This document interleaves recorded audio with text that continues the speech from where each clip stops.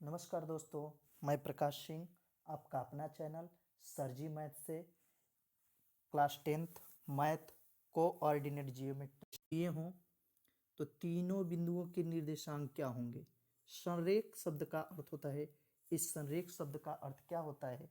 संरेख शब्द का अर्थ ही रेखा पर स्थित बिंदुओं को संरेख बिंदु कहा जाता है या संरेख। बिंदु ए, बिंदु बी और बिंदु सी दिए हैं। इनके निर्देशांक क्रमशः 3,1, 6,4 और 8,6 हो। मान लेते हैं कि बिंदु ए के निर्देशांक 3,1, बिंदु बी के निर्देशांक 6,4 और बिंदु सी के निर्देशांक 8,6 हो। तो हम कैसे सिद्ध करेंगे कि ये तीनों बिंदुएं एक ही रेखा पर स्थित हैं? मान लीजिए ये इस तरह से रेखा न दे करके इस तरह से दिया रहता, बिंदु ए के निर्देशांक, बिंदु बी के निर्देशांक, और कहता कि हम सिद्ध कीजिए कि क्या ये तीनों बिंदुएं संरेख हैं कि नहीं है। तो देखिए, संरेख होने का सबसे सरल तरीका ये होता है कि हम इन तीनों बिंदुओं को मान लेते हैं कि तीनों बिंदुएं एक ही रेखा पर स्थित हैं। एक ही रेखा पर स्थित है तो संरेख होने का पहला प्रतिबंध होता है। देखिए, संरेख का यही अर्थ होता है कि किन्हीं दो बिंदुओं के बीच की दूरी का योग, किन्हीं दो बिंदुओं, मान लीजिए बिंदु ए के बीच की दूरी और बिंदु बी के बीच की दूरी, किन्हीं दो बिंदुओं के बीच की दूरी का योग तीसरी बिंदु के दूरी के बराबर होता है। मान लीजिए हम ए बी के बीच की दूरी निकाल लिए, ए बी के बीच की दूरी निकाले, उसमें बी सी के बीच की दूरी निकाल करके ए सी के बराबर कर लिए, तो हम कहेंगे कि ए बी के बीच की दूरी और बी सी के बीच की दूरी का योग तीसरा बिंदु ए सी के दूरी के बराबर है।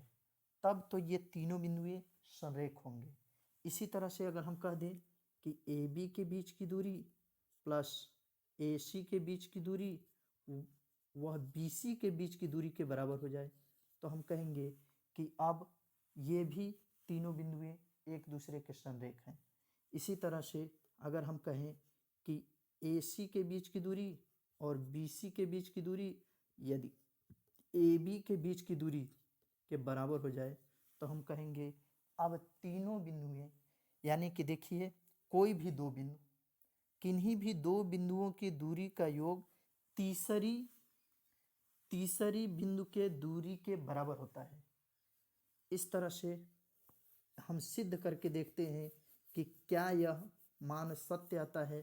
ये तीनों बिंदुओं के जो निर्देशांक दिए हैं क्या ये संरेख हैं कि नहीं है।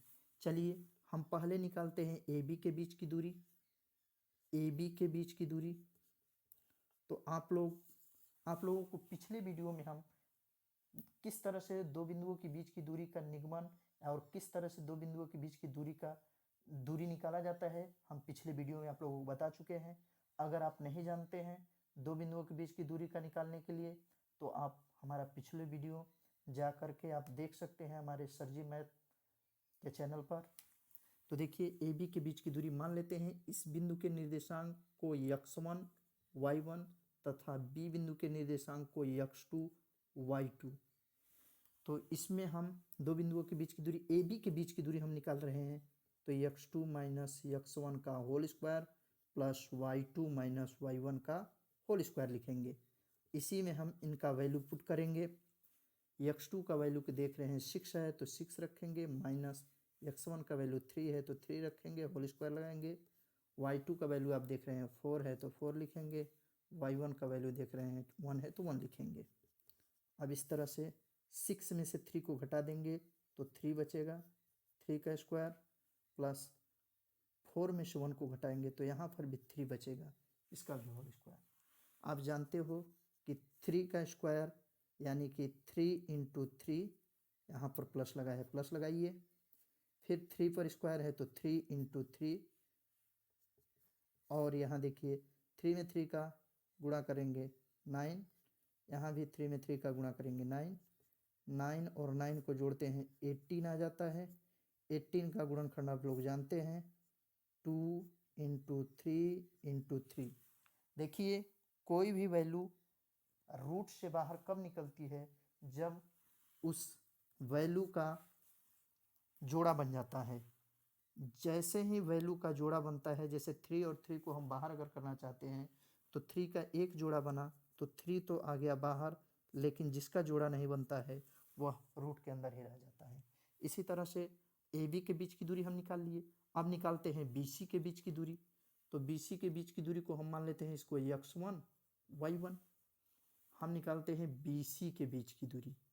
बी सी के बीच की दूरी हम कैसे निकालेंगे, तो देखिए x2 का मान ये है 6, x1 का वैल्यू ये है 8 होल स्क्वायर, प्लस यहाँ पर भी y2 का वैल्यू कितना है 4 और y1 का वैल्यू कितना है 6 पर होल स्क्वायर लगा देंगे। देखिए 8 में से 6 घटेगा, चाहे माइनस वाला बड़ा हो चाहे प्लस वाला बड़ा हो, घटाना हमेशा उसी में से होता है जिसका मान बड़ा होता है, जिसका वैल्यू बड़ा होता है। यानी कि यहाँ 8 बड़ा है, 8 में से हम 6 को घटाएंगे तो -2 बचेगा, -2 का स्क्वायर, प्लस यहाँ भी 6 में से 4 को घटाएंगे तो -2 बचेगा, इसका होल स्क्वायर। -2 पर होल स्क्वायर है इसलिए -2 इंटू -2, और यहाँ पर भी -2 पर होल स्क्वायर है तो -2 इंटू -2 लिख देते हैं। अब देखिए माइनस माइनस के कारण माइनस और माइनस का गुणा होता है तो प्लस हो जाता है, तो 2 और 2, 2 इंटू 2 इक्वल 4, प्लस यहाँ पर भी माइनस और माइनस का गुणा हुआ तो ये प्लस हो गया, 2 दूनी कितना हो गया 4। यहाँ देख रहे हैं 4 और 4 को जोड़ देंगे कितना हो जाएगा 8। 8 का हम गुणनखंड कर देते हैं, 2 दूनी 4 दूनी 8। यहाँ 2 का एक जोड़ा बना इसलिए 1 2 बाहर निकल गया और 1 2 अंडर रूट के अंदर रह गया। अब हम ए बी के बीच की दूरी निकाल लिए, बी सी के बीच की दूरी निकाल लिए, ए सी के बीच की दूरी अब निकालते हैं। तो देखिए हम ए सी के बीच की दूरी अगर निकालें तो ये कैसे होगा, ए सी के बीच की दूरी ए सी, यहाँ पर हम किसी को 2 मान लेते हैं, इन्हीं को 2 मान लेते हैं, x2 y2, और ये हमारे x1 y1 है, इससे कोई मतलब नहीं है। अब ए सी के बीच की दूरी निकालना है तो देखिए x2 यानी कि 3 -8 का होल स्क्वायर, प्लस यहाँ पर भी 6 यानी कि 1 में से 6 घटेगा, 1 - 6 का होल स्क्वायर। देखिए 8 में से 3 घटा, -5 का होल स्क्वायर, प्लस -6 में से 1 घटा, -5 का होल स्क्वायर, -5 का होल स्क्वायर, इसका मतलब है -5 का 2 टाइम्स गुणा, यहाँ प्लस लगाएंगे, -5 इंटू -5। देखिए माइनस माइनस के कारण ये हो गया प्लस, यानी कि 25, प्लस माइनस माइनस का यहाँ पर भी प्लस हो गया 25। इन दोनों को ऐड करेंगे तो हो जाएगा हमारा 50। 50 का आप गुणनखंड जानते हैं, 5 इंटू 5 इंटू 2, 5 यहाँ रूट से बाहर निकल आएगा और 2 अंडर रूट के अंदर रह जाएगा। तो आप लोग देख रहे हैं कि हम ए बी के बीच की दूरी निकाल चुके हैं, बी सी के बीच की दूरी निकाल चुके हैं। इस सूत्र में रखें और यदि मान ए बी के बीच की दूरी का और बी सी के बीच की दूरी को दोनों को जोड़ दें तो वह ए सी के बीच की दूरी के बराबर आना चाहिए। तो आइए देखते हैं, यहाँ हम कर लेते हैं थोड़ा सा, यहाँ देखिए थोड़ा सा यहाँ हम करके देखते हैं। A B plus B C equal A C के बराबर करेंगे। आप देख रहे हैं कि ए बी का वैल्यू कितना है 3√2, प्लस इसका वैल्यू कितना है 2√2 इक्वल ए सी का वैल्यू आप देख रहे हैं कि 5√2 है। 3 में √2 वाला मान, अंडर रूट वाला मान अगर बराबर है तो हम आगे वाली संख्या को जोड़ लेते हैं, 5 हो गया, 5√2 इक्वल 5√2। यानी कि हम ये कह सकते हैं कि ये बिंदु ए, बिंदु बी, बिंदु सी किसी एक ही रेखा पर स्थित बिंदुएं हैं और ये तीनों बिंदुएं संरेख हैं। तो आप किसी भी रेखा पर कई बिंदुएं स्थित हों, यहाँ हम 3 बिंदुओं के बारे में सीख रहे हैं, यदि 3 बिंदुएं किसी रेखा पर स्थित हैं, या इस तरह से कह दिया जाए कि कोई 3 बिंदुएं दी गई हैं और आपको सिद्ध करना है कि क्या ये तीनों बिंदुएं संरेख हैं कि नहीं है, तो आपको सबसे पहले किन्हीं 2 बिंदुओं का योग, इनके बीच की दूरी निकालेंगे, इनके इनके बीच की दूरी निकालेंगे। किन्हीं दो बिंदुओं का दूरी का योग, किन्हीं भी दो बिंदुओं की दूरी का योग निकाल करके अगर वह तीसरी दूरी के बराबर आ जाता है तो हम कहते हैं कि तीनों बिंदुएं एक दूसरे के क्या हैं, समरेख हैं।